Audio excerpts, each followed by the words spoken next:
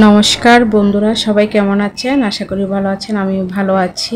Share করছি চিংড়ি মাছের মজাদার লোভনীয় বড়া রেসিপি।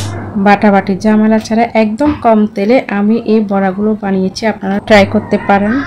এখানে আমি চিংড়ি মাছ ধুয়ে নিয়েছি পেঁয়াজ, কাঁচামরিচ, ধনেপাতা, আর নিয়েছি হলুদ, মরিচ, জিরা, স্বাদ মতো লবণ ও চালের গুঁড়া, আর নিয়েছি 2 চামচের মতো ডাল, আদা বাটা, রসুন বাটা।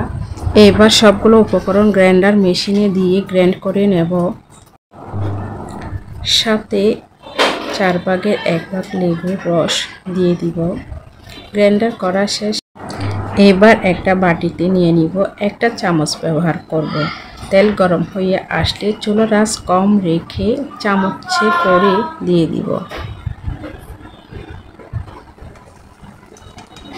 এক পিঠ হয়ে আসলে উল্টে পাল্টে অন্য পিঠ ভেজে নেব। দেখেন কতটা লোভনীয় লাগছে। ভিডিওটি ভালো লাগলে লাইক, কমেন্ট, শেয়ার করে পাশে থাকার জন্য অনুরোধ করছি। একদম কম তেল ব্যবহার করে বাটাবাটি ঝামেলা ছাড়া খুব কম সময়ে আপনারা চাইলে এভাবে বড়া বানিয়ে নিতে পারেন। গরম ভাতের সাথে ডাল দিয়ে এই বড়া খেতে ভারী মজা লাগে।